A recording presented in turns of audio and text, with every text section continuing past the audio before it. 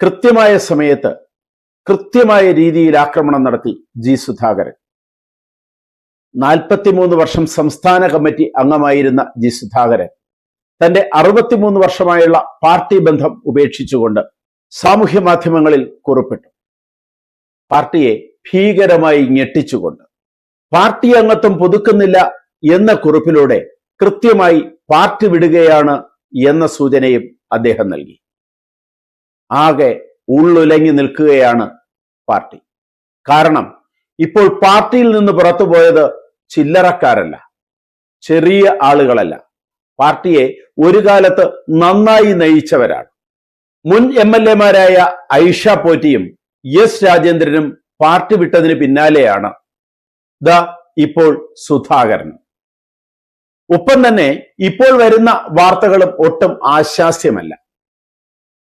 വിമത നീക്കം നടത്തിയതിന് അല്ലെങ്കിൽ വിമത സമ്മേളനത്തിൽ പങ്കെടുത്തതിന് PK ശശിയെ പാർട്ടി പുറത്താക്കിയിരിക്കുന്നു.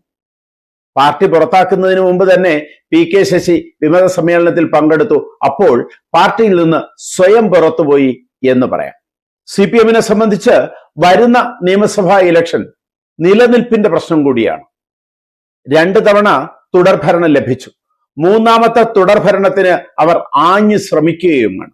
ഈ അവസ്ഥയിലാണ് ഇന്നലെ പാർട്ടിയെ നയിച്ച പ്രമുഖർ ഓരോന്നായി പുറത്തേക്ക്. ചിലർ കോൺഗ്രസിലേക്ക്, ചിലർ BJP-യിലേക്ക്. ജി സുധാകരൻ കുറച്ചു കാലമായി പാർട്ടിയുമായി അകന്നു നിൽക്കുകയായിരുന്നു. 75 വയസ്സായാൽ പാർട്ടിയുടെ തിരഞ്ഞെടുക്കപ്പെട്ട എല്ലാ പദവികളിൽ നിന്നും പുറത്തു പോകണം എന്നുള്ള പാർട്ടി തീരുമാനമനുസരിച്ച് 2022 തന്നെ അദ്ദേഹം പുറത്തു പോയിരുന്നതാണ്. പിന്നീട് ആലപ്പുഴ ജില്ലാ കമ്മിറ്റിയുടെ നിയന്ത്രണത്തിലുള്ള അഭിഭാഷക ബ്രാഞ്ച് കമ്മിറ്റിയിൽ അദ്ദേഹം തുടരുകയായിരുന്നു. 2021 നിയമസഭാ ഇലക്ഷന് അമ്പലപ്പുഴ നിയോജക മണ്ഡലത്തിൽ പാർട്ടി പ്രവർത്തനത്തിൽ വീഴ്ച വരുത്തി എന്ന കണ്ടെത്തലിനെ തുടർന്ന് അദ്ദേഹത്തെ പരസ്യമായി ശാസിച്ചിരുന്നു. ഇതൊക്കെ അദ്ദേഹത്തിന്റെ അതൃപ്തിക്ക് കാരണമായിരുന്നു. എന്നാൽ ഇപ്പോൾ അതൃപ്തിക്ക് കാരണം തുടർന്നും ഇത്തവണ മത്സരിക്കണം എന്നുള്ള അദ്ദേഹത്തിന്റെ ആഗ്രഹത്തിനെ സംസ്ഥാന നേതൃത്വം പിന്താങ്ങാത്തതാണ്. വരുന്ന നിയമസഭാ ഇലക്ഷന് മത്സരിക്കണം എന്നുള്ള ആഗ്രഹം പാർട്ടി ജനറൽ സെക്രട്ടറിയെ തന്നെ അദ്ദേഹം അറിയിച്ചിട്ടും യാതൊരുവിധ പരിഗണനയും സംസ്ഥാന നേതൃത്വത്തിൽ നിന്ന് ലഭിക്കാത്തതും, തുടർന്ന് പാർട്ടി സെക്രട്ടറി MV ഗോവിന്ദൻ മാധ്യമങ്ങളുടെ മുന്നിൽ വെച്ച് അദ്ദേഹത്തെ പരസ്യമായി പരിഹസിച്ചതും അദ്ദേഹത്തിന്റെ പൂർണ്ണമായ അതൃപ്തിക്ക് കാരണമായി. ഈ മാസം 30 വരെ പാർട്ടി മെമ്പർഷിപ്പ് പുതുക്കാവുന്ന നിലയിലാണെങ്കിലും അതിന് അദ്ദേഹം തയ്യാറായേക്കില്ല. നേതാക്കൾ അദ്ദേഹത്തെ അനുനയിപ്പിക്കുന്നതിനുള്ള നീക്കങ്ങൾ നടത്തുന്നുണ്ട്. പക്ഷെ സ്വതവേ പറഞ്ഞാൽ ആ വാക്കിൽ നിന്ന് പിന്നോട്ട് പോകാൻ സാധ്യതയില്ലാത്ത സുധാകരനെ സംബന്ധിച്ച് പാർട്ടി മെമ്പർഷിപ്പ് പുതുക്കാൻ നിലവിൽ സാധ്യതയില്ല. MV ഗോവിന്ദൻ സുധാകരനെ നേരിട്ട് വിളിച്ച് അനുനയിപ്പിക്കാൻ ശ്രമിച്ചു എങ്കിലും തന്റെ നിലപാടിൽ നിന്ന് മാറ്റമില്ല എന്നാണ് അദ്ദേഹം അറിയിച്ചത്. ഇനി മുഖ്യമന്ത്രി നേരിട്ട് ഇടപെട്ടാൽ എങ്ങനെ എന്നുള്ള രീതിയിൽ പാർട്ടിയിൽ ചർച്ചകൾ മുന്നോട്ട് പോവുകയാണ്. മുതിർന്ന നേതാവായതുകൊണ്ട് തന്നെ അദ്ദേഹം കടുത്ത തീരുമാനങ്ങളൊന്നും എടുക്കില്ല എന്ന് പാർട്ടിയിൽ ചിലരെങ്കിലും പ്രതീക്ഷിക്കുന്നുണ്ട്. അതുകൊണ്ട് തന്നെ അനുനയ നീക്കങ്ങൾ തുടരാനാണ് പാർട്ടിയുടെ തീരുമാനം. മാധ്യമങ്ങളുടെ മുന്നിൽ വെച്ച് മാധ്യമപ്രവർത്തകർ ജി സുധാകരന്റെ സ്ഥാനാർത്ഥിത്വത്തെക്കുറിച്ച് ചോദിച്ചപ്പോൾ അങ്ങനെയൊന്ന് പരിഗണിക്കേണ്ടത് തന്നെയില്ല, അല്ലെങ്കിൽ ഗൗനിക്കേണ്ടത് തന്നെയില്ല എന്നുള്ള MV ഗോവിന്ദന്റെ പ്രസ്താവനയും അദ്ദേഹത്തിന്റെ മുഖത്തെ പരിഹാസ ചിരിയും ശരീരഭാഷയുമാണ് ഏറ്റവും അവസാനം ജി സുധാകരനെ പ്രകോപിപ്പിച്ചിരിക്കുന്നത്. ജി സുധാകരനെ ഇകഴ്ത്തിക്കാട്ടാൻ ഉദ്ദേശിച്ചിട്ടില്ല എന്നാണ് ഗോവിന്ദന്റെ പ്രതികരണം. അവിടെ പത്രമാധ്യമക്കാർ എന്തൊക്കെയോ ചോദിച്ചപ്പോൾ അറിയാതെ ചിരിച്ചുപോയതാണ് എന്നുള്ള പ്രതികരണം ജി സുധാകരനെ ഒട്ടും തണുപ്പിച്ചിട്ടില്ല.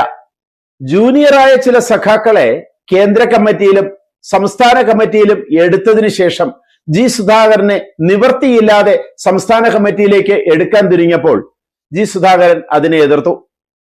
കോടിയേരി ബാലകൃഷ്ണനും പിണറായിയും ഉൾപ്പെടെയുള്ള ആളുകൾ അനുനയിപ്പിക്കാൻ അന്ന് ഒരുപാട് ശ്രമിച്ചതാണ്.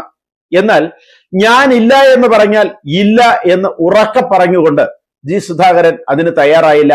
അങ്ങനെയുള്ള ജി സുധാകരൻ ഇപ്പോൾ പാർട്ടി നേതൃത്വത്തിന്റെ അനുനയങ്ങൾക്ക് വഴങ്ങുമോ എന്നാണ് രാഷ്ട്രീയ വൃത്തങ്ങൾ ഉറ്റുനോക്കുന്നത്.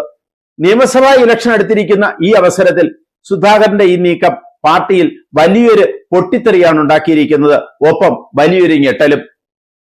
സുധാകരനെ UDF സ്ഥാനാർത്ഥിയാക്കുന്നതിനുള്ള നീക്കം UDF ആരംഭിച്ചു കഴിഞ്ഞു. എന്നാൽ ഒരിടത്തേക്കും ഇല്ല എന്നാണ് സുധാകരന്റെ നിലപാട്. സുധാകരൻ മത്സരിച്ചാൽ അവിടെ UDF സ്ഥാനാർത്ഥിയില്ലാതെ സുധാകരനെ പിന്താങ്ങുന്ന നയം സ്വീകരിക്കുന്നതിനും UDF തയ്യാറാണ്. അതുകൊണ്ട് തന്നെ സുധാകരന്റെ തുടർ നീക്കങ്ങൾ നിരീക്ഷിക്കുകയാണ് കോൺഗ്രസ്.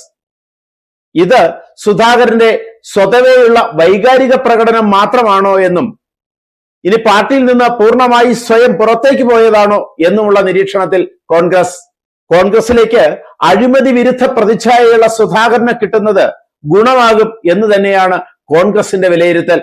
പ്രത്യേകിച്ചും ഇന്നത്തെ ഇലക്ഷൻ സാഹചര്യത്തിൽ സുധാകരൻ തയ്യാറായാൽ അദ്ദേഹവുമായി കൈകോർക്കുന്നതിന് കോൺഗ്രസിൽ രണ്ടഭിപ്രായമില്ല. വരികയാണെങ്കിൽ അമ്പലപ്പുഴയോ കുട്ടനാടോ സ്ഥാനാർത്ഥിത്വം നൽകാൻ കോൺഗ്രസ് തയ്യാറുമാണ്.